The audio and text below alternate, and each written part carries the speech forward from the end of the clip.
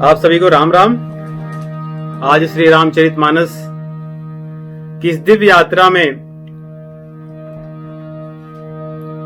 बालकांड के 266 से 276 दोहों के रस का हम आस्वादन करेंगे। हमारी किशोरी जी और भगवान श्री रामचंद्र जी की जो माधुर्य लीला है उसके कुछ बूंदों के रस का यदि हमें स्वाद मिल जाए तो भगवत कृपा है। सांसारिक लोगों को भी अपने विवाह की गाथाओं में बड़ी रुचि होती है, उन्हें बड़ा अच्छा लगता है। मुझे तो अच्छा लगता है कि जब हम जानकी जी के विवाह की कुछ भी चर्चा करें वो बड़ी प्रसन्न होती हैं, क्योंकि उनके लिए ये भगवान से दिव्य मिलन का समय है, ये माधुर्य लीला है। तो उनकी अकारण करुणा और प्रेम और आशीर्वाद हमें मिले, इसी प्रार्थना के साथ ओम श्री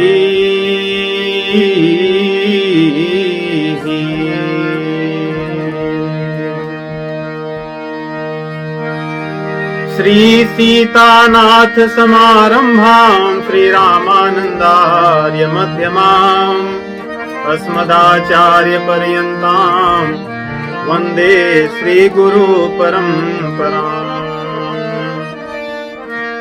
बंदो तुलसी के चरण जिनकीनो जग काज कलि समुद्र बूढ़त लख्यो प्रगट्यो सप्त जहाज।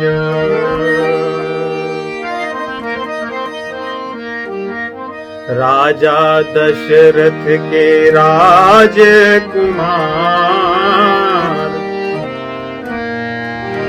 राजा दशरथ के राजकुमार राम मोहे प्यारे लगे। राजा दशरथ के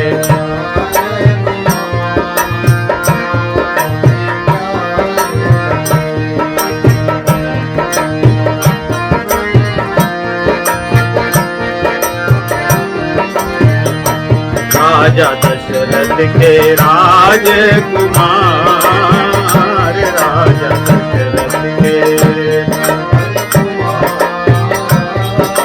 राम मोहे प्यारे लगे। राजा दशरथ के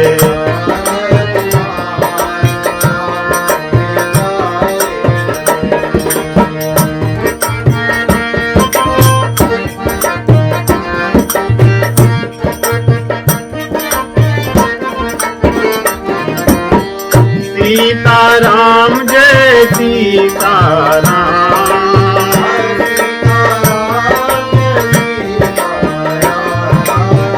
सीताराम जय सीताराम,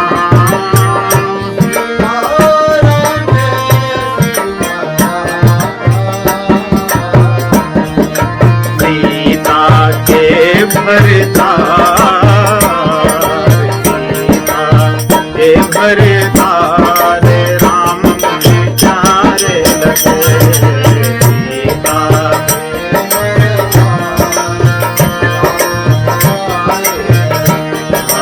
सीता के भरतार राम मुझे प्यारे लगे।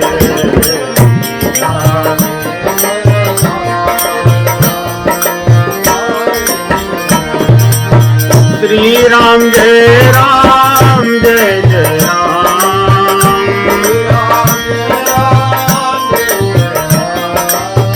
श्री राम जय राम जय जय राम।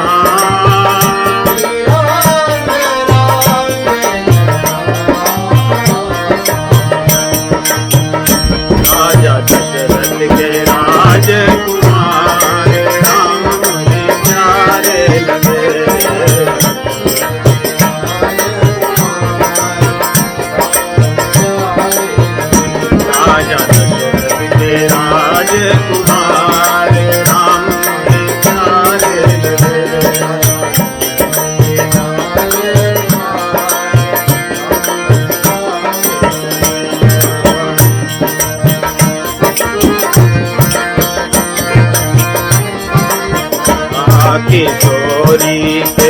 भरतार, किशोरी के भरतार राम,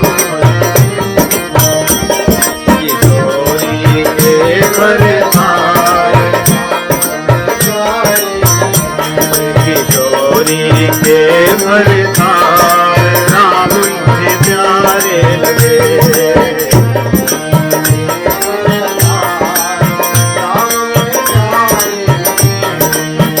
सीताराम जय सीताराम,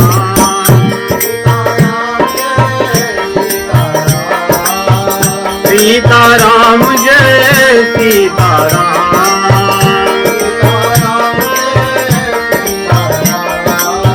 जय लक्ष्मण जय जय हनुमान,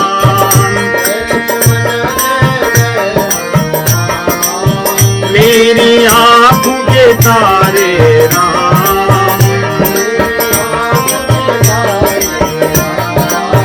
मेरे प्राण आधारे राम,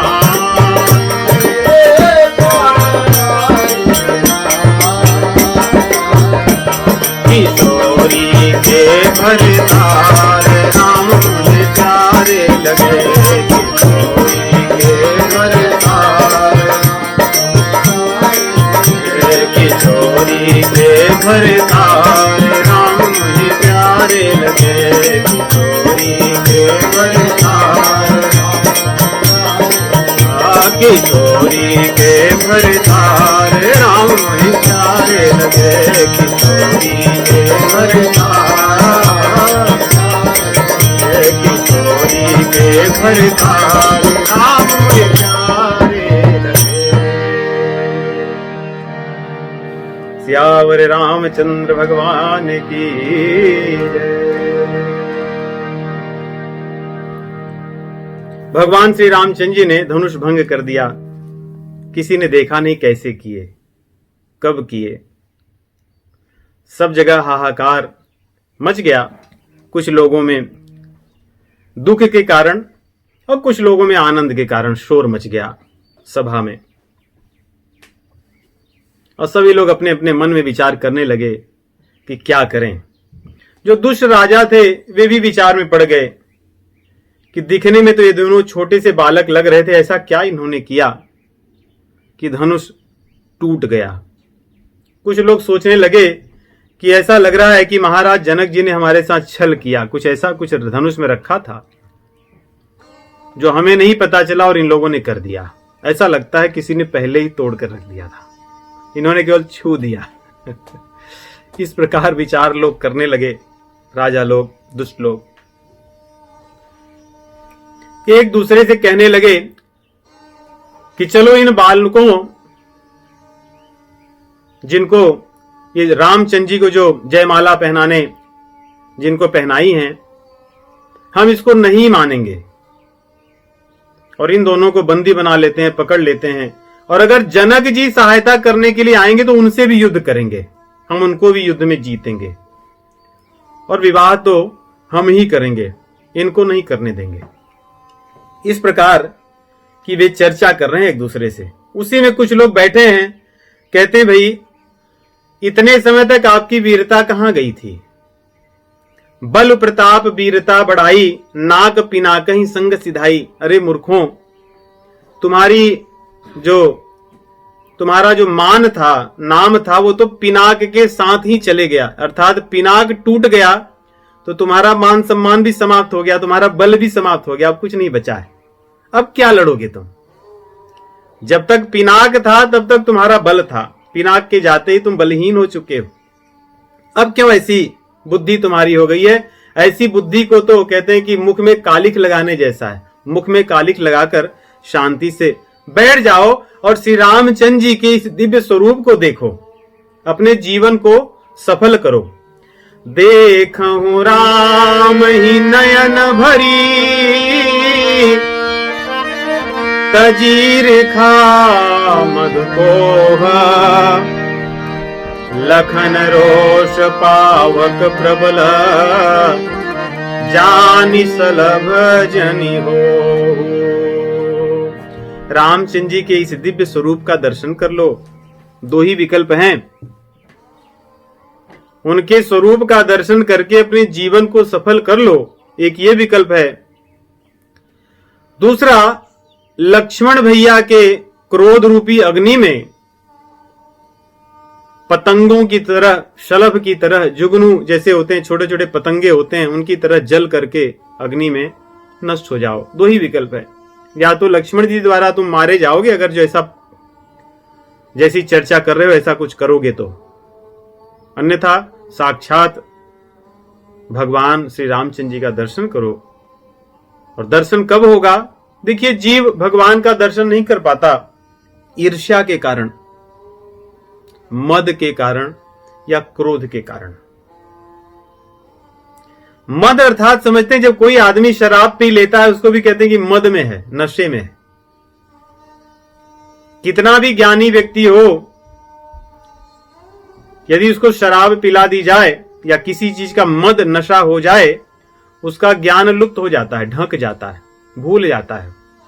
ऐसी ही बात क्रोधियों के लिए भी होती है। क्रोधी व्यक्ति का ज्ञान नष्ट हो जाता है।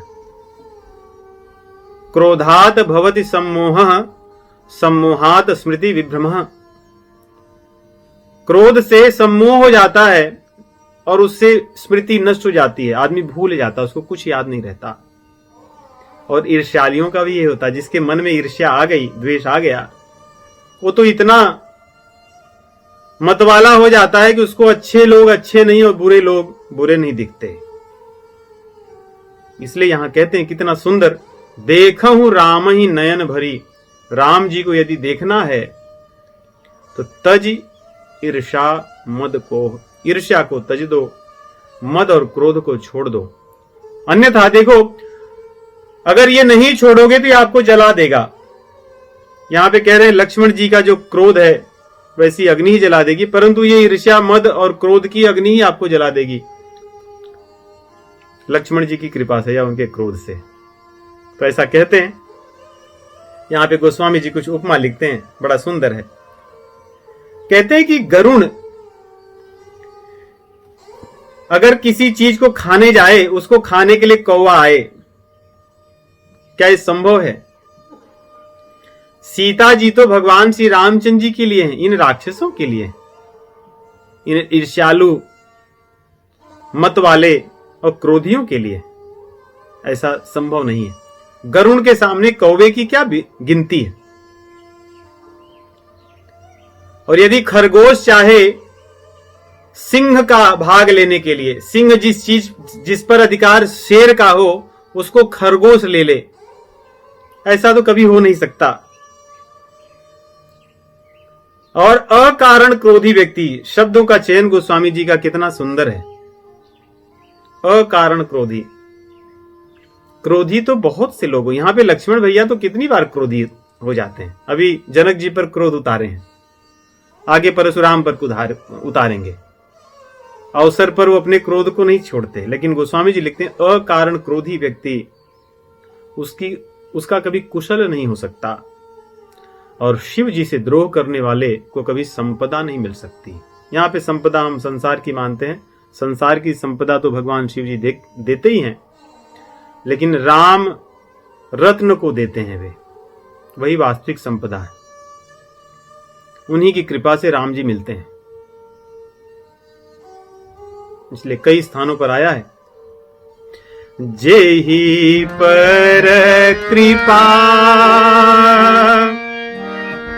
न करहि पुरारी, जेहि पर कृपा न करहि पुरारी, सो न पाव मुनि भगति हमारी।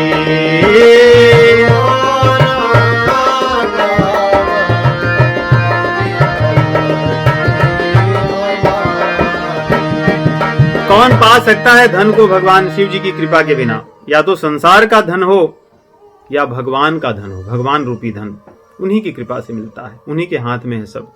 इसीलिए तो भव हैं और उनकी पत्नी भवानी।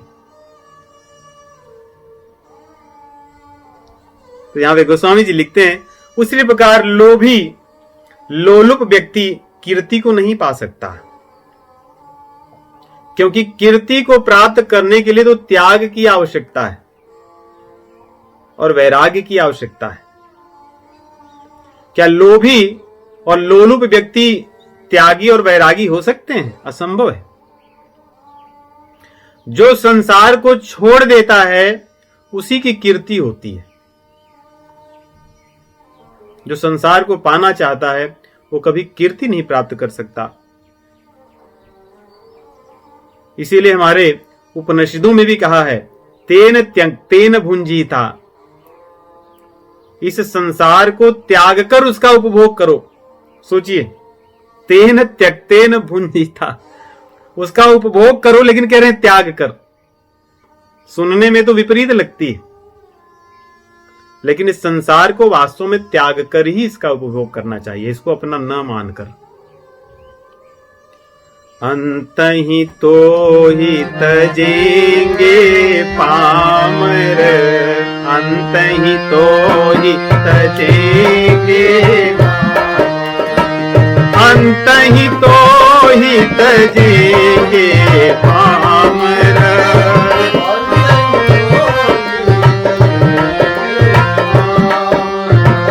तू न तजे अब ही ते, तू न तजे अब ही ते, तू न तजे अब ही ते। यदि तू आज नहीं तजेगा तो ये लोग तुझे तज देंगे अंत में, तब तू रोएगा। इसलिए तू आज से ही त्याग दे, तभी कीर्ति मिलती है। और सदैव कामनाओं के पीछे दौड़ने वाले व्यक्ति के जीवन में कलंक ही लगता है। आप संसार में जितने भी लोगों को देखोगे जो कामना पूर्ति के लिए जो भी कर्तव्य करते हैं, उनका जीवन सदैव कलंक में ही रहा है, क्योंकि कामना पूर्ति के लिए जीव को कहीं न कहीं अधर्म का ही आश्रय लेना पड़ता है। इसलिए गोस्वामी जी कहते हैं कि जो व्यक्ति हरि पद से विमुख है उसको कभी गति नहीं मिल सकती। उसी प्रकार सीता जी इन दुष्टों को थोड़े ही मिलेंगी, ये तो भगवान को मिलेंगी। सरिता घूम फिर कर कहीं से भी सिंधु में ही जाने वाली, सरिता जी में सागर मह जाही।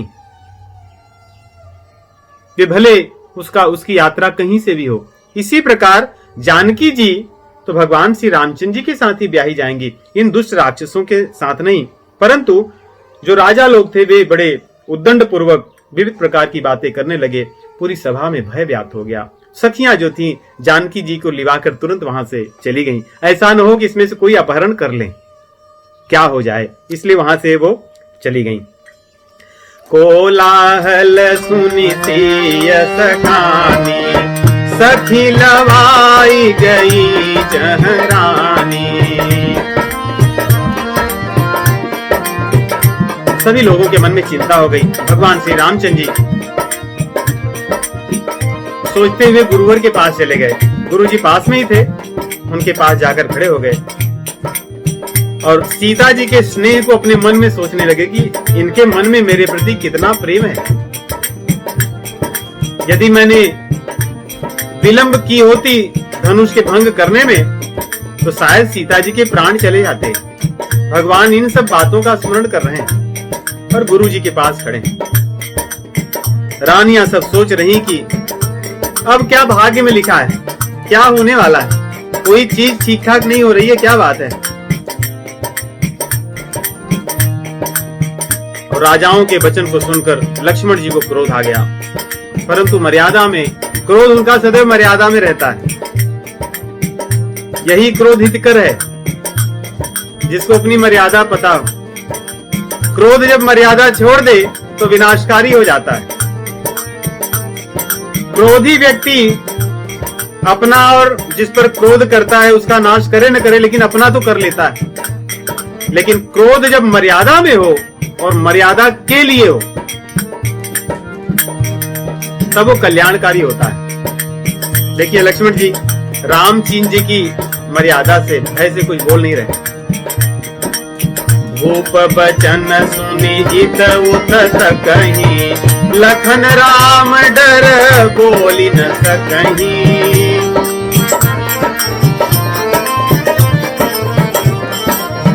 और जैसे शेर का छोटा बच्चा हो और हाथियों के झुंड की तरफ देखे, उसको भय न हो, वैसे ही लखन है तो छोटे लेकिन सिंह के बच्चे की तरह है। और एक राजा लोग बड़े भयंकर हैं, दिख रहे हैं हाथी की तरह, लेकिन ये कुछ नहीं कर सकते। सिंह कितने भी विशाल हाथी हो क्यों न हो, उनको अपने चंगुल में फंसा लेता है, उन पर विजय प्राप्त करता है। और कोलाहल हो गया। सभी नारियां जो थी मिथिलानियां, इन राजाओं को गालियां देने लगी। गालियां मतलब कि दुष्ट कैसे हैं, इनके पास शक्ति है नहीं, धनुष उठा सके नहीं, लेकिन इतने कामी हैं, इनको लाज नहीं है, पता नहीं कैसे राजा हैं ये। इस प्रकार विविध प्रकार के अपशब्द गालियां उनको देने लगी। और ये सब चल ही रहा था कि धनुष के भंग होने का पूरे ब्रह्मांड में जो ध्वनि गई थी, उस ध्वनि को सुनकर महेंद्र पर्वत पर तपस्या करते हुए परशुराम के कान के पर्दे हिल गए। वे भी वहां से उठे कि भाई ये आवाज आ कहां से रही है। ध्यान करके उन्होंने देखा तो लगा ये तो मेरे गुरुजी का धनुष था पिनाक, ये तो उसकी आवाज है और ये मिथिलापुर की तरफ से आ रही आवाज। उनके क्रोध की सीमा न रही। देखिए क्रोधी दो यहाँ पे हैं, एक लक्ष्मण जी भी क्रोधी हैं और एक क्रोधी परशुराम है। दोनों के क्रोध में अंतर है। एक का क्रोध अकारण है, मर्यादाहीन है, और एक का क्रोध भगवान राम जी के लिए और मर्यादा में। आते ही अवसर सुन शिव धनु भंगा, आयो मृग कुल कमल पतंगा। देख महीप सकल सकुचाने, बाज झपट जनु लवा लुकाने।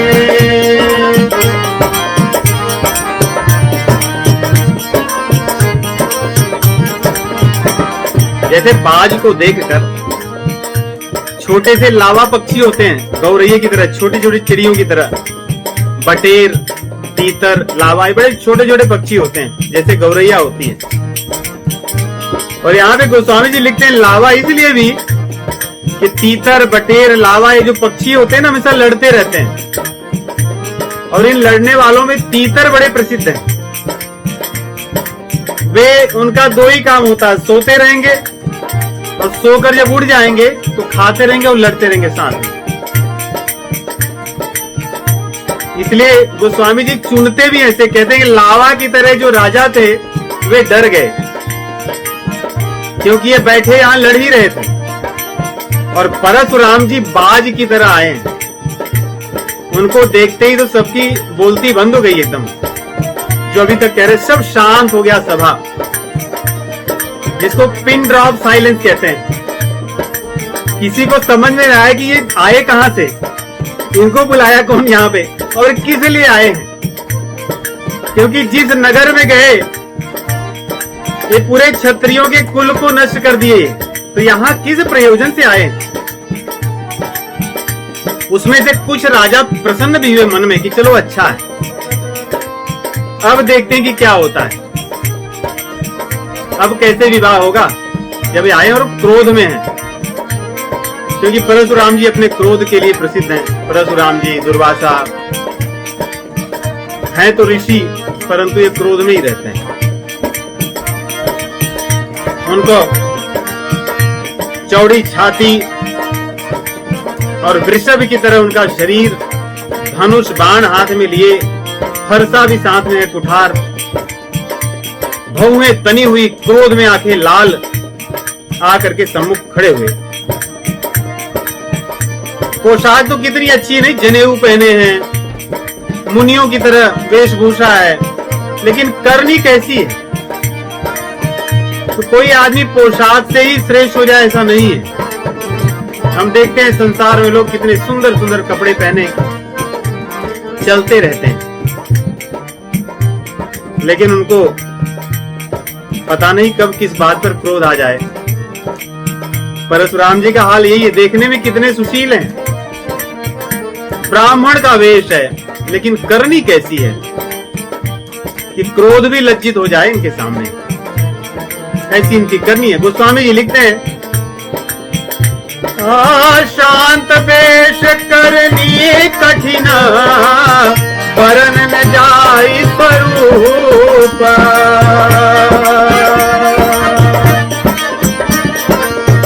हरि मुनि तनु जनु पीर रस, आयऊ जह सब भूप।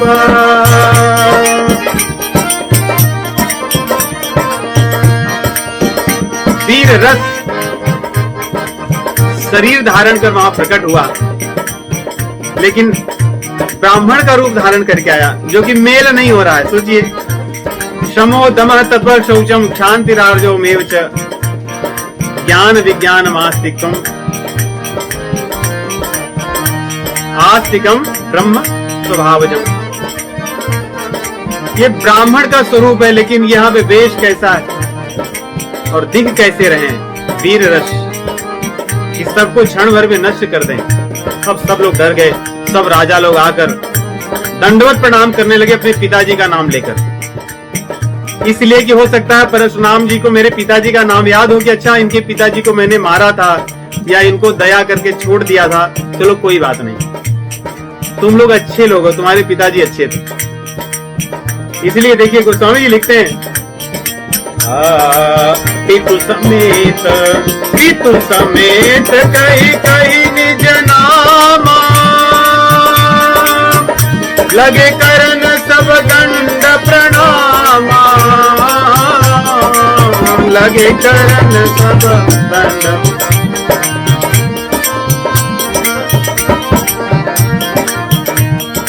लोग सोचने लगे पता नहीं किसकी आयु कम हो गई है, जिसकी ओर उनकी दृष्टि जाती कुछ क्षण के लिए शांत हो जाते कि मेरी आयु तो नहीं पूरी हो गई आज, ये मेरी तरफ देख रहे हैं। जेहि सुभाय चित वही तो जानी, तो जाने जनु आयु फुटानी। जनक बहोरी आई सिरुनावा, दिय बोलाई प्रणाम करावा। जनक जी दौड़ कर आए, प्रणाम किए और सीता जी को बुलाकर प्रणाम करवा दिए। सीता जी को देख करके उन्होंने कहा, अखंड सौभाग्यवती हुआ। महाराज जनक जी बोले, ठीक है, अच्छी बात है, अब राम जी के ऊपर से कुछ नहीं करेंगे। और तुरंत विश्वामित्र जी आते हैं। अब सोचिए, विश्वामित्र जी इनके पिताजी के मामा हैं। ये कौशिक की बहन कौशिकी के पति ऋचिक मुनि, तो ऋचिक मुनि और कौशिकी के पुत्र जमदग्नि, और जमदग्नि के बेटे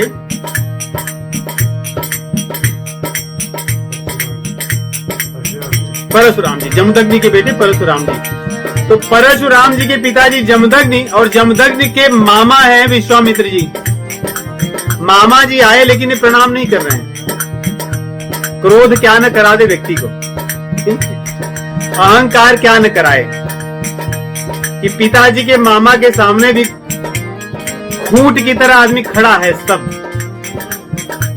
और अपनी प्रशंसा अपने मुख से कर रहा है।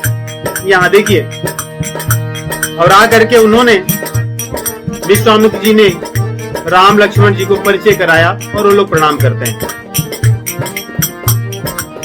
विश्वामित्र मिले पुनि आई, पद सरोज मेले दो भाई।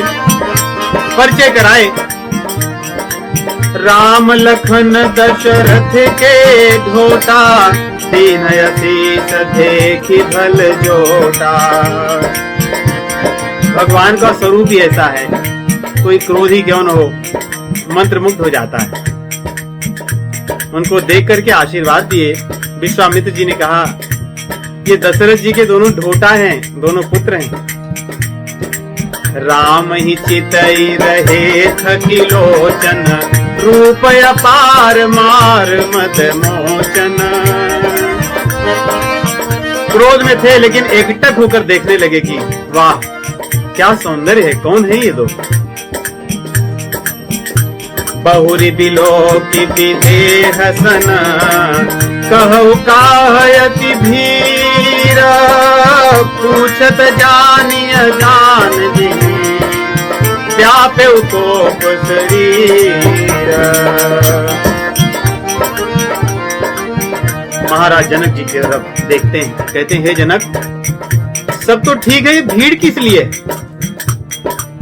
चारों तरफ जहां ही मेरी दृष्टि जाती है ये कौन लोग हैं जो आए हैं, और कारण क्या है, किस लिए आए? मैं जानना चाहता हूं। ऐसा कहते ही उनके शरीर में फिर से क्रोध छा गया। महाराज जनक जी ने सारी बातें बताई। समाचार कही जनक सुनाए, यही कारण महीप सब आए।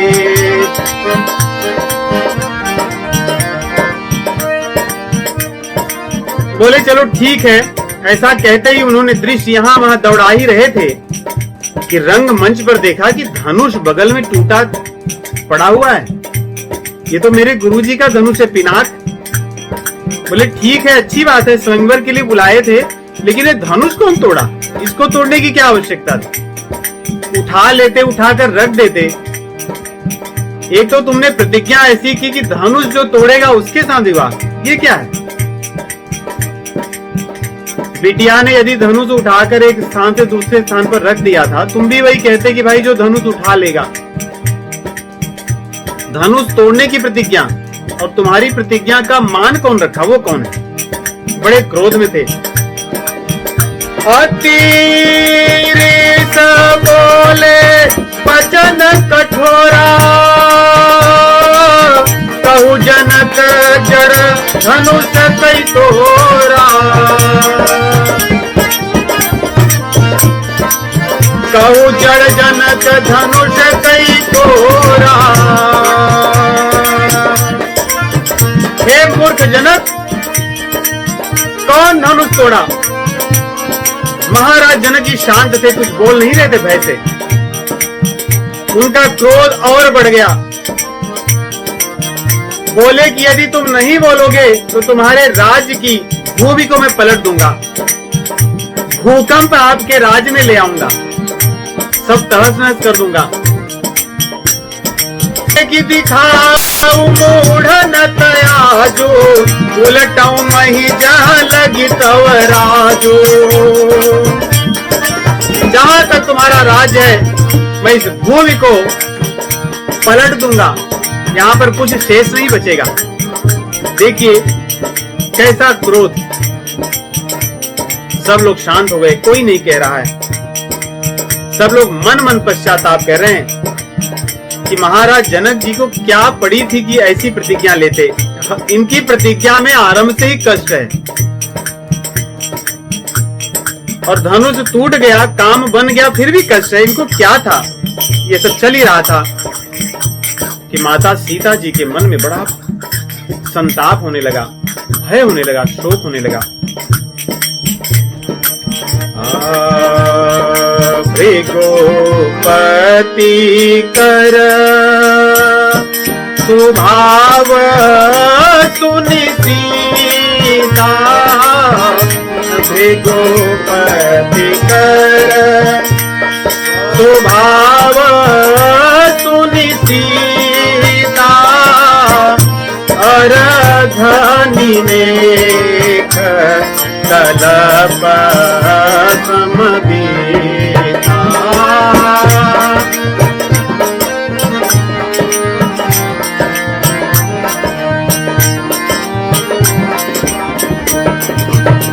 एक निमेष, आधा निमेष कल्प के समान बीतने लगा माता सीता जी का, भय के कारण, असमंजस के कारण कि क्या होगा अब। भगवान श्री रामचंद्र जी सीता माता जी के दुख को कभी नहीं सह पाते।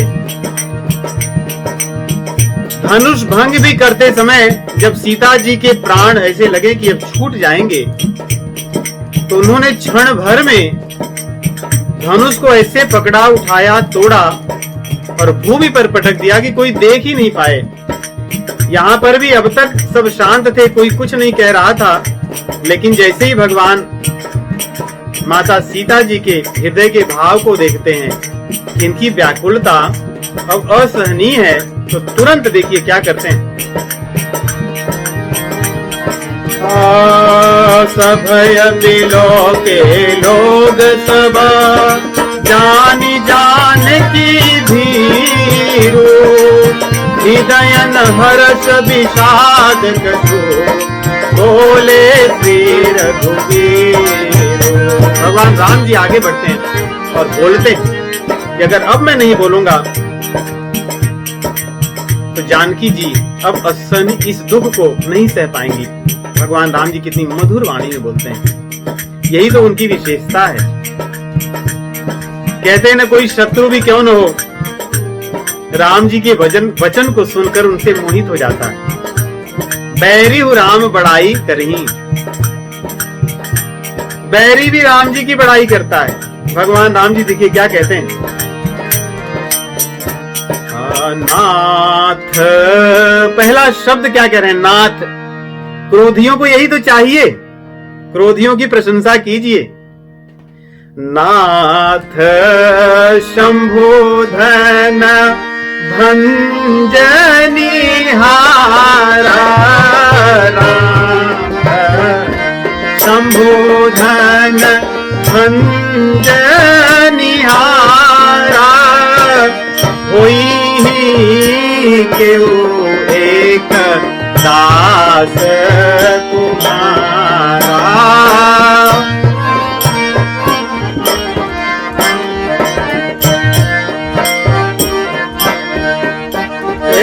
हुई केऊ एक दास तुम्हारा, हुई।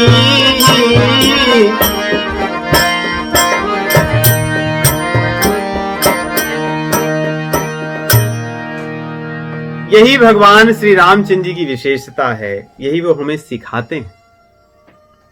इसीलिए उन्हें मर्यादा पुरुषोत्तम कहते हैं। इसीलिए कहते हैं कि धरा पर जब तक रामायण कही जाएगी और सुनी जाएगी, तब तक इस धरा पर सभ्यता जीवित रहेगी किसी न किसी रूप में।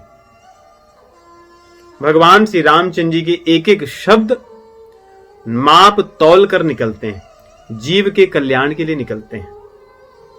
सोचिए कितने क्रोध में परशुराम जी हैं, वो क्या बोल रहे होंगे, हम कल्पना कर सकते हैं। महाराज जनक जी जैसे व्यक्ति को कहते हैं कि रे जड़ जनक। सोचिए, जड़ जनक। विश्वामित्र जैसे मुनि को वो प्रणाम नहीं कर रहे हैं क्रोध में। भगवान उनको कहते हैं नाथ शंभुधन भंजनिहारा। नाथ और शंभुधन, शंभुधन मैं जानता हूं कि आपके गुरु का धनुष है, मैं स्वीकार करता हूं, आपको क्रोध आना स्वाभाविक है, लेकिन जो तोड़ने वाला होगा उसकी क्या क्षमता है, उसकी क्या योग्यता है, वो तो आपका दास होगा। किसी भी प्रकार वो आपके सम्मुख टिक नहीं सकता। हो ही को एक दास तुम्हारा, आपके दास तो अनेक हैं, ऐसा नहीं कि एक ही है। आप तो जहां दृष्टि आपकी पड़ती है, आपके दास ही हो जाते हैं लोग जो नहीं होंगे। नहीं, परशुराम जी की दृष्टि जहां पड़े, जो दास नहीं होगा वो भी दास ही बन जाएगा, दासता स्वीकार कर लेगा। इसलिए कह रहे हैं कि सर्वत्र आपके दास ही दास हैं, उसी में से कोई एक होगा। वो तो कुछ आपका कर नहीं सकता, आप तो महान हैं। इसलिए आप क्रोध को त्याग दीजिए। अब सोचिए, यहां कह रहे हैं अगर कोई दास हो तो सेवकाई करे, कि दास हो तो ऐसा काम करे कि क्रोध आए। परशुराम जी भी कम नहीं है, कहते हैं कि अरे तू कह रहा है कोई दास होगा, दास हो के ऐसा काम कर दिया जो शत्रु करता है, और सामने आकर बोल नहीं रहा है। कब से मेरा क्रोध इतना बड़ा चला जा रहा है, दास को तो सामने आके गिर पड़ना चाहिए था कि भाई मैं हूं, मैंने तोड़ा है। कहां है वो दास?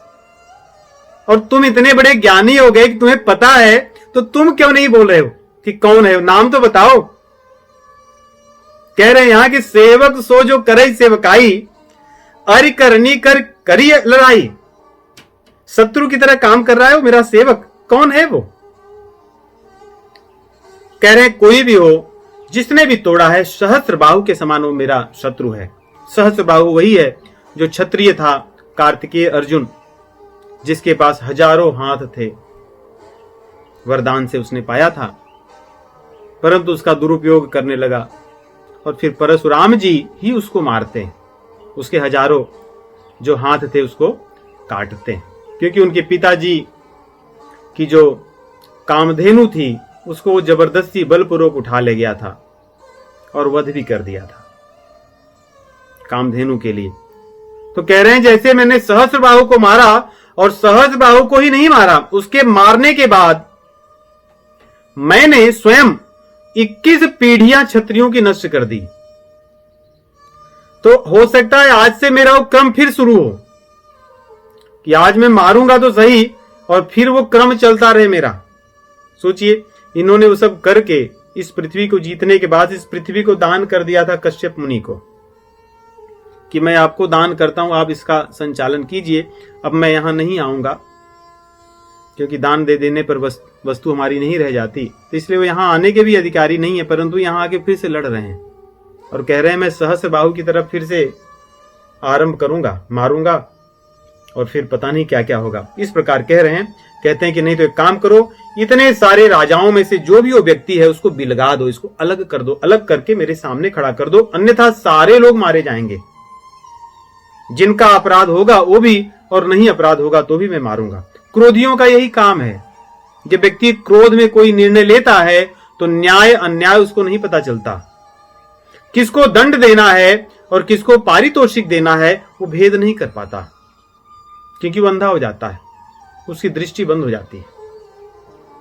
यहां पे सोचिए, कह रहे हैं एक धनुष के कारण चाहे जो अगर नहीं सामने आया तो मैं सबको मार दूंगा, वो भी किसकी तरह, जैसे मैंने सहस्त्रबाहु को बिना विचार के मार दिया था और मेरा कुछ नहीं कर पाया, और मैं उतने तक नहीं रुका आगे और मैं सबको मारता रहा। तो इस प्रकार कह रहे हैं। अब भैया लक्ष्मण जी से नहीं रुका गया, वो थोड़े मुस्कुराए। मुस्कुराए इसलिए कि कितने बड़े ज्ञानी हैं आप, सहस्त्रबाहु का आप मार करके अपनी बड़ाई मान रहे हैं। इस धरा पर कितने सहस्त्रबाहु जैसे तो हम लोग ऐसे ही खेलते रहते हैं, और आप इतने बड़े ज्ञानी कि बार बार कह रहे हो कि मैं ये कर दूंगा, मैं वो कर दूंगा। लक्ष्मण भैया थोड़े मुस्कुराए। कैसे मुस्कुराए? जैसे अपमान में कोई मुस्कुराता है किसी को अपमानित करके कि वाह आप बड़े महान हो, मैं जानता हूं। सुनी मुनि बचन लखन मुस्काने, बोले परसु भरहि अपमाने। जानबूझ करके अपमान करते हुए बोल रहे हैं लक्ष्मण जी। देखिए कितना अंतर है। नहीं, राम जी इनका सम्मान कर रहे हैं और लक्ष्मण जी अपमान कर रहे हैं। एक जन जलती हुई आग में जल डाल रहे हैं और एक जन घी, दोनों का काम अलग है। कह रहे हैं घी डालते हुए आग में, अरे बहु धनु ही तोरी लरी खाई, कबहु नय सिरिस कीन्ह गोसाई।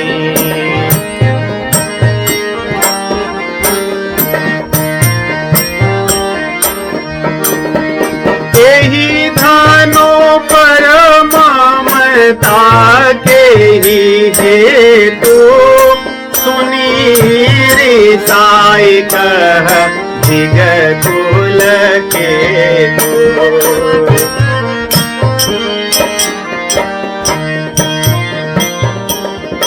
गोसाई शब्द का प्रयोग कर रहे हैं। ऐसा लग रहा है कि आप गोस्वामी हैं वेशभूषा से, मतलब आपकी इंद्रियां आपके नियंत्रण में है। शमन दमन, यही तो ब्राह्मणों का स्वभाव है। पहला स्वभाव ब्राह्मणों का भगवान ने शम कहा, दम भी नहीं कहा, शम। मन जिसका नियंत्रण में हो। गोस्वामी मतलब जो इसकी इंद्रियां उसके मुट्ठी में हो। लक्ष्मण जी सोचिए, आग में घी डाल रहे, कहते हैं कि वाह गोस्वामी आपका तो सारी इंद्रियां आपके हाथ में है, जो व्यक्ति क्रोध में लाल हो उसको ऐसा कहो। तो उन्होंने संबोधन गोसाई से कहा। राम जी नाथ कहे थे, दोनों में बहुत अंतर है। एक से व्यक्ति शांत होता है, एक से जल जाएगा। और कहेगी गोस्वामी आप किस लिए क्रोधित हैं? हम लोग तो बचपन से ही धनुष तोड़ते आए हैं। मतलब ऐसा, अब ये नाम नहीं बता रहे कि कौन तोड़ा है, लेकिन कह दिए कि हम लोग बहुत धनुही तोड़ी लड़काई, बचपन से खेलते खेलते तो रोज धनुष तोड़ते थे और कभी किसी ने कोई क्रोध नहीं किया। और उस समय आप नहीं दिखे, कहां थे आप? अब उनके एक एक शब्द सोचिए, बाण की तरह कह रहे हैं कि आप इतने दिन कहां थे। और इतने बड़े धनुष को वो धनुही की तरह कह रहे हैं कि मतलब हम तो ऐसे धनुष से खेलते रहे, तोड़ते रहे, फेंकते रहे, हमारे लिए कोई बड़ी धनुष नहीं थी। और राम जी बोले थे शिव धनु, तुम्हारे गुरु का धनु। ये कह रहे हैं तुम्हारे गुरु जैसे कितने भी धनु हम रोज खेलते तोड़ते थे। लक्ष्मण भैया के वचन राम जी के वचन के एकदम विपरीत हैं कि भाई तुम गुरु के ऐसे धनुष तोड़े, कहां थे? आज तक आपके गुरु की चिंता नहीं थी? कहां थी आपकी गुरु भक्ति? इतने दिनों तक सोए थे क्या आप? क्यों नहीं आए आज तक? कहां गया था आपका क्रोध? इतने दिन क्रोधी क्यों नहीं हुए? मतलब सोचिए, राम जी कह रहे हैं कि क्रोध मत कीजिए, ये कह रहे हैं कि आप आज ही क्यों क्रोध करें? पहले से ही क्रोध करना चाहिए था आपको। तो इस प्रकार कहते हैं, इतना बोलते ही सोचिए परशुराम जी के क्रोध की सीमा न रही। रे नृप बालक काल बस, बोलत तो ही न संभार, धनु ही सम त्रिपुरारी धनु, विदित सकल संसार।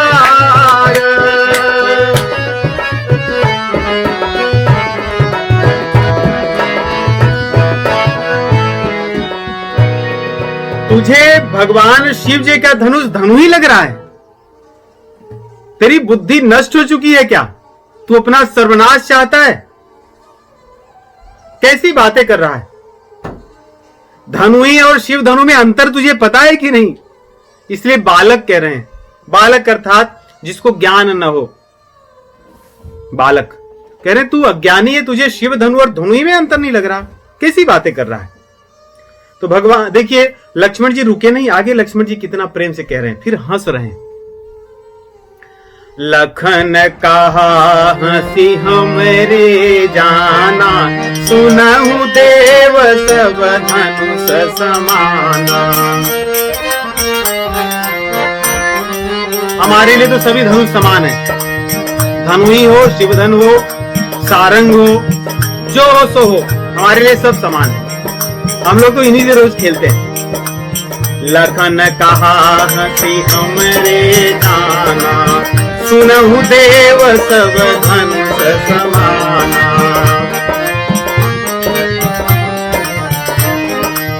का क्षति लाभ जून धनु तोरे, देखा राम नयन के भोरे। हमें क्या पता था इस पुराने धनुष के टूट जाने में क्या हो गया? जून अर्थात जूना। कह रहे इस पुराने धनुष में ऐसी क्या बड़ी विशेषता थी, और हमें अगर पता होता ये पुराना है ना तो हम इसको छूते भी नहीं। हमें तो लगा कोई अच्छा धनुष होगा, इसलिए मेरे भैया ने नया जानकर के, अच्छा जानकर इसको छुआ। नहीं तो ऐसे धनुष को तो हम हाथ भी नहीं लगाते। वो तो हाथ लगाने पे पता चला कि इसमें कुछ है नहीं, और छूते ही टूट गया। मतलब एक एक शब्द उनके ऐसे हैं कि जो व्यक्ति शांत हो उसको भी क्रोध दिला दे। छुअत टूट रघुपति ही न दोषु, मुनि दिन काज करिय कत रोसु। मेरे भैया का इसमें कोई दोष नहीं है, इसलिए क्रोध मत करो। क्यों क्रोध कर रहे हो आप? क्या बात? अब परशुराम जी को लगा कि ये बालक समझेगा नहीं, इसलिए कह रहे हैं कि भाई देख रहा है मेरे कंधे पे क्या है? लक्ष्मण जी उधर नहीं देख रहे थे, बोले कंधे पे देख, इस कुठार को देख रहा है कि नहीं? इससे मैंने क्षत्रियों की खबर ली है, कई वंशों को नष्ट कर दिया। इसकी तरफ ध्यान दे। मैं तो अभी तक तुझे समझा रहा था, मुझे तू मुनि मत समझ, मेरे वेशभूषा में मत जा। दिखने में मैं ऐसे हूं, भले मैं ब्रह्मचारी दिखता हूं, परंतु क्षत्रिय कुलों का मैं द्रोही हूं, क्षत्रिय कुल का नाश करने वाला हूं। अपना परिचय स्वयं दे रहे हैं। देखिए यही होता है, जब व्यक्ति क्रोधी होता है तो अपना परिचय देता है। कहते हैं कि कई बार मैंने इस धरती को क्षत्रियों से नष्ट कर दी है, क्षत्रिय विहीन कर दिया है। सहस्त्रबाहु का नाम सुने थे, उसको मैंने ही मारा था। और मेरे फरसे को ध्यान से देख लो। इसलिए अगर अब संभलोगे नहीं तो तुम्हारे माता पिताजी रोएंगे, क्योंकि अब तुम्हें मैं मार दूंगा। मातु पिता ही जनि सोच बस, करसि महिष किशोर।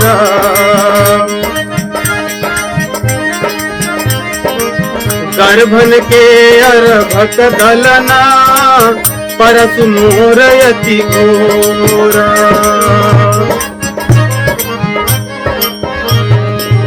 इस प्रकार अपना परिचय देते हैं, कहते हैं कि मैं तुम्हें मार दूंगा।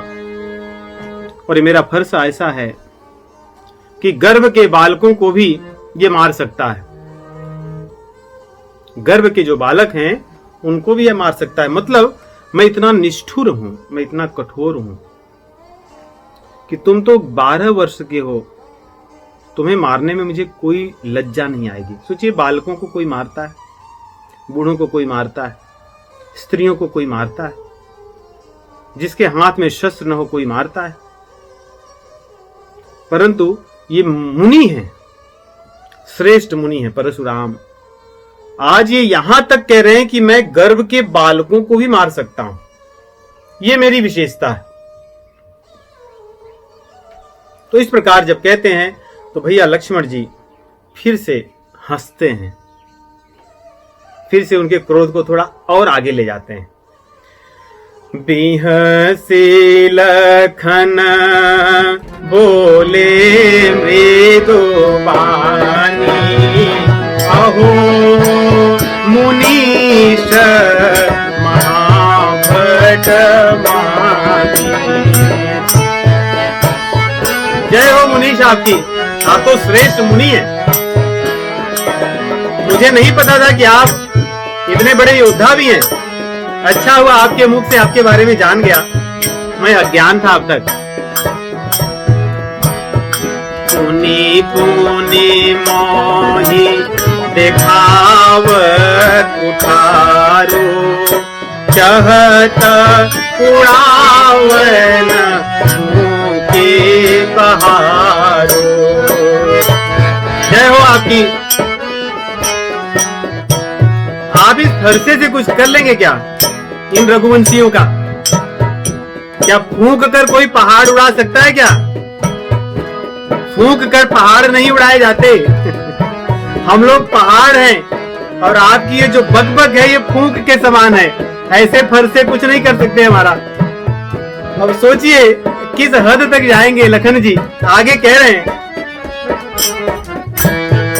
इहाँ कुम्हड़पतिया को नाही, जे तर्जनी देख मर जाही।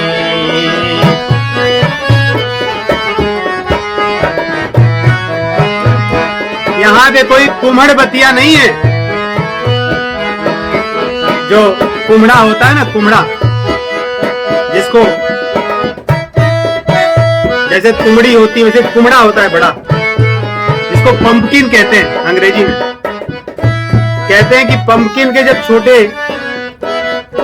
बतिया आती है, जब छोटा सा पंपकिन होता है 3-4 दिन का, उसको अगर तर्जनी उंगली से दिखाओ कि देखो एक यहाँ पे है एक यहाँ पे है, तो उसको सूख जाता है 2-4 दिन में, तो वो बढ़ता नहीं। इसलिए तर्जनी नहीं दिखाते, ऐसे कहते हैं ऐसे, ये देखो एक यहाँ पर है ऐसे। तो लक्ष्मण जी कह रहे हैं कि हम लोग कुम्हड़पतिया नहीं है कि आप ऐसे बोल दोगे और हम डर कर चले जाएंगे। हम लोग रघुवंशी लोग हैं। आगे देखिए कितनी अच्छी बात कहते हैं। कहते हैं कि आपकी पोशाक को देखकर, आपकी वेशभूषा को देखकर मैं सम्मान कर रहा हूं, क्योंकि हमारे माता पिता ने हमें संस्कार दिए हैं, हमारे कुल से हमें संस्कार मिला है। उस संस्कार में सिखाया गया है कि ब्राह्मण वेश में कोई हो तो उसका सम्मान करना, उसकी बात का बुरा न मानना। इसलिए आपके साथ मैं हंसकर बात कर रहा हूं। अगर शस्त्र की बात करोगे तो आपको क्या पता कि रघुवंशी कैसे हैं। ये कभी पीठ नहीं दिखाते रण में, काल से भी लड़ लेते हैं ये, हम उस कुल के हैं। अब लक्ष्मण भैया अपना परिचय दे रहे हैं, देखिए कितना सुंदर परिचय देते हैं।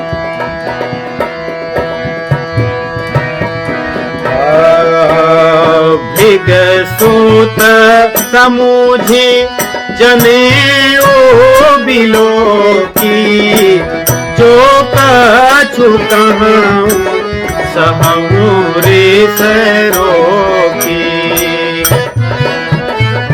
आपकी जनेऊ को देखकर मैं अपने क्रोध को शांत किया हूं और आपकी बात को सह रहा हूं। ये जनेऊ ना होती और ब्राह्मण का वेश नहीं होता तो आपको मैं बताता कि मैं कौन हूं।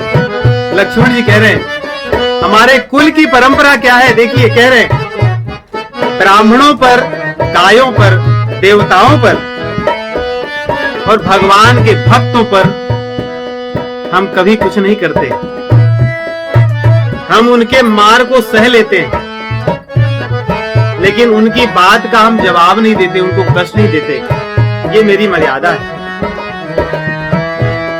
अरे सुर मही सुर हरिजन अरु गाई, सुर मही सुर हरिजन अरु गाई, हमारे कुल इन पर न सुराई।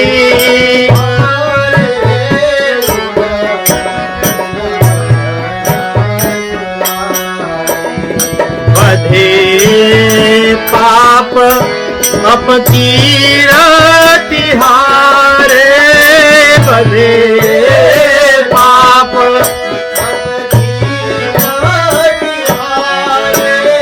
मारत हूँ पाप परिया तुम्हारे।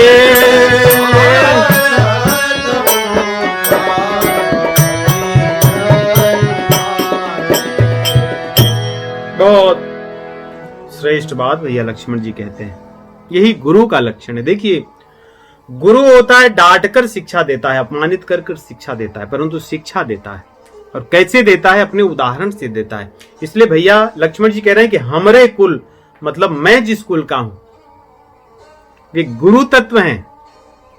गुरु जीता है उस बात को। कह रहे हैं कि हम ब्राह्मणों पर हाथ नहीं उठाते, गौओं पर हाथ नहीं उठाते, भगवान के भक्तों पर हाथ नहीं उठाते, देवताओं का अपमान उन पर हाथ नहीं उठाते, क्योंकि यदि इनको हम हरा दें तो भी हम पर अपयश लगेगा और इनका वध कर दें तो पाप ही पाप है। इसलिए हम लोग जब हमारे सामने लड़ने के लिए आते हैं तो हम इनके पैर पकड़ लेते हैं कि आप जीत गए, आप क्यों युद्ध करते हैं, हमसे युद्ध मत कीजिए, ये बात बताते हैं। ऐसा कह करके सुनि सरोस भृगुवंश मणि, बोले गिरा गंभीर। अब गंभीर वाणी कह रहे हैं भृगुपति परशुराम जी। कहते हैं कि भाई ये कौन है कलंक भानुवंश में। रघुपति की बात कर रहा है, रघुवंश की, तो भानुवंश में कौन है कलंक जो निरंकुश होकर के और मूर्खों की तरह मुझसे बात कर रहा है। ये मंद बालक कौन है। मैं इसको चाहूं तो इसको अभी मार सकता हूं, क्षण भर में ये मारा जाएगा मेरे हाथ से, परंतु मैं जानबूझकर ऐसा नहीं कह रहा हूं। तो लक्ष्मण जी यहां कह रहे हैं लखन कहेऊ मुनि सुजस तुम्हारा, तुम ही अछत को बर नहीं पारा। हे महाराज, हे मुनि, आप अपने यश को इतना क्यों कह रहे हैं। आपने कह दिया, मैं सुन गया, और आपके यश को बाकी और कौन इतना जानेंगे। इसलिए मैं समझ सकता हूं, हो सकता है इस कारण आप बहुत बोल रहे हैं, क्योंकि आप नहीं बताओगे तो आपके बारे में और कौन जान सकता है, क्योंकि आपका यश ही इतना बड़ा है, इतना लंबा है। लेकिन अपने मुह तुम आपनी करनी, बार अनेक भांति बहुबरनी। नहीं संतोषत पुनि कछ कहू, जनिरि सिरो की दुसह दुख सहू। मैं समझ रहा हूं कि आपने कहा तो बहुत सारा यश अपना, हो सकता है कि कुछ बच गया हो तो कह दो। क्रोध शांत करके और अपने यश को रोक कर मत रखो, आपके मन में बाद में पीड़ा होगी कि ये भी कह दिया होता, ये भी कह दिया होता। इसलिए कह दो जो बचा हो कुछ, चिंता मत करो, क्योंकि अभी इनका मन थोड़ा शांत हुआ है ना, या क्रोध शांत हुआ है। कहते हैं जो वीर लोग होते हैं वे आपकी तरह गाल नहीं बजाते, वे युद्ध करते हैं और उनको थोड़ी सी ललकार रहे हैं। इस प्रकार जब वो कहते हैं तो उनके वचन को सुन करके, सुनत लखन के बचन कठोरा, परसु सुधारी धरे कर घोरा।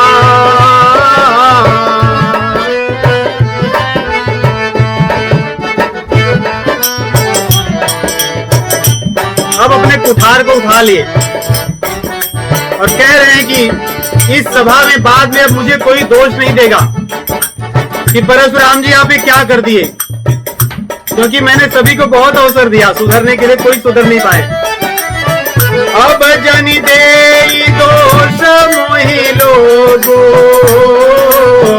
कटुबादी बालक बध जोगो।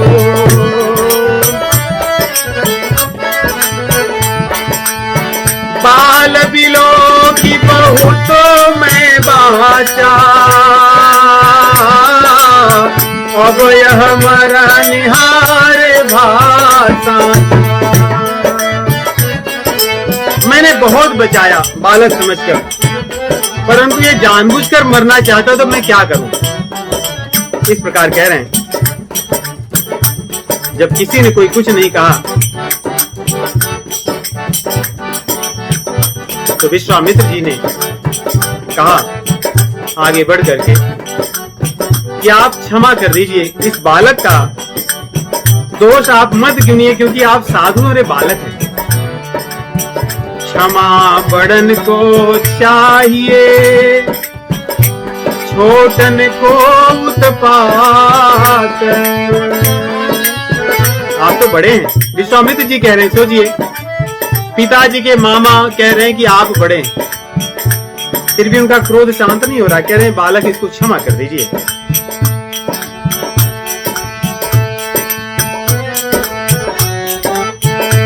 जब उन्होंने कहा तो बड़े क्रोधी हो गए। क्रोधी होकर के बोलते नहीं, ये मेरा गुरु द्रोही है, मेरे सामने जो खड़ा है इसने मेरे गुरु के धनुष को तोड़ा है। और यह सुन जब उन्होंने ऐसे कहा तो यहाँ पे विश्वामित्र जी हंस करके कहते हैं, साधि सुन कहि दय हसी, मुनि हरि हरि सोजा।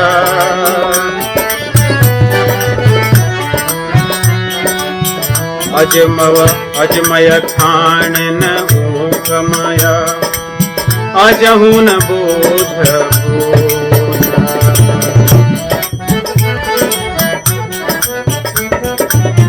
अजगव खंड ऊखमय, अजहु न बोझ। दादी सुनने अर्थात विश्वामित्र जी मन में सोचने लगे कि मुनि को सब जगह हरा हरा ही लग रहा है। हरिहरी ऐसे होता है ना कि सब मेरे ही अनुसार चलेगा, सब जगह हरा हरा ही उनको लग रहा है कि सब मेरे वश में ही है।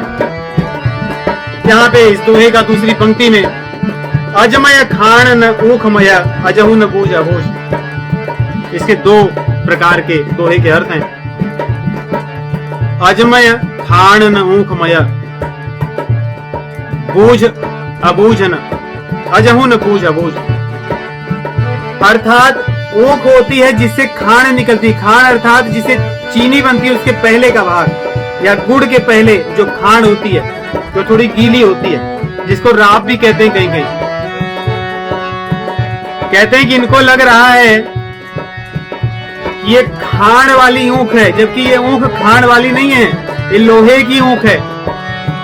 इसको खाया नहीं जा सकता, इसको तो मुंह में डालने से मीठी नहीं है, बड़ी कड़वी है। लक्ष्मण जी के लिए कह रहे हैं, इससे जूझोगे तो भी भारी पड़ेगा। और दूसरे प्रतियों में इसका अर्थ है अजगव खंडेऊ, अजगव पिनाक का नाम है। पिनाक के दो नाम थे, अजगव और पिनाक।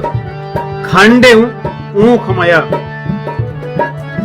जैसे ऊख अर्थात गन्ने को कोई तोड़ देता है, कहते हैं उसी प्रकार पिनाक को जो खंडित कर दिया, उसके बल को आपको समझ में नहीं आ रहा है कौन है सामने।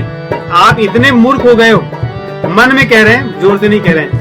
जोर से कहते तो लक्ष्मण जी को छोड़कर उनके ही सामने चले जाते। तो विश्वामित्र जी मन में ऐसा सोच रहे हैं और आगे लक्ष्मण जी आगे करके कहते हैं,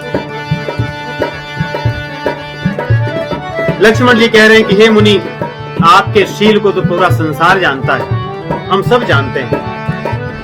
आपने माता पिता के ऋण को तो चुका दिया, गुरु का ऋण बचा था नहीं। परशुराम जी ने अपनी माँ का भी वध कर दिया था पिताजी के कहने में, तो पिता की आज्ञा का पालन करके माता जी के से ऋण हो गए, और फिर जीवित माँ को, मृत माँ को जीवित कर दिया, है ना। पिताजी ने पूछा कि पुत्र क्या चाहिए, बोले माता जी को जीवित कीजिए, तो माँ जीवित हो गई।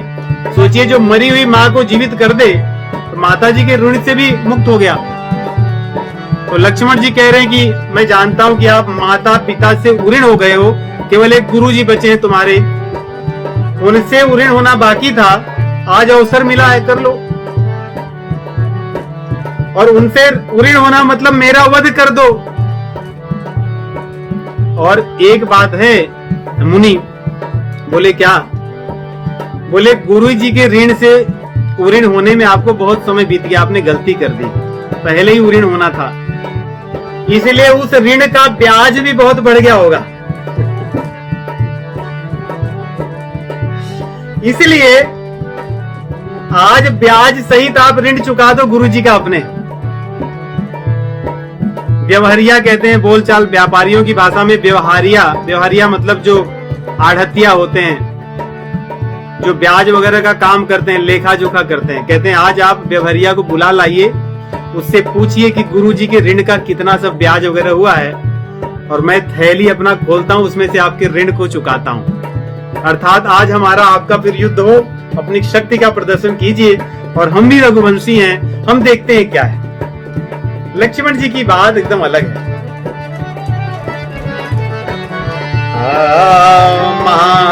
माता पितहि ऋण भयनी के, गुर ऋण रहा सोच बढ़नी के, सो जनु हमरे माथे काढ़ा, दिन चली गए ब्याज बहु बाढ़ा।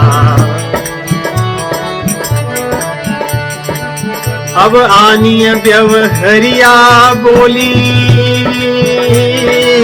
तुरत देव में थैली खोली। मैं भी अपने बटुए को खोलूंगा, अपने पर्स को, और आप अपने व्यवहारिया को बुलाइए, हिसाब कराइए, जो होगा मैं दूंगा। सुनि कटु बचन कुठार सुधारा, हाय हाय सब सभा पुकारा। भिगवर परसु देखावहु मोही, विप्र विचारी बचन, विप्र विचारी बचन निपद्रोही।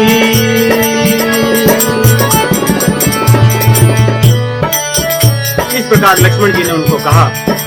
भगवान श्री रामचंद्र जी संकेत करते हैं भैया लक्ष्मण को कि लक्ष्मण पर्याप्त हो गया, आपने बहुत कुछ कहा, अब जाने दीजिए। अनुचित कही सब लोग पुकारे, सभा में हाहाकार मच गया कि अब तो कुछ नहीं हो सकता। परशुराम जी को इस हद तक लक्ष्मण जी ने ऐसी बात कह दी, हाहाकार हो गया कि अब क्या होगा किसको नहीं पता। हाहाकार मचा, और लक्ष्मण भगवान श्री रामचंद्र जी संकेत करते हैं नयन से कि लखन अब छोड़ दो। अनुचित कही सब लोग पुकारे, रघुपति नयन ही लखन निवारे।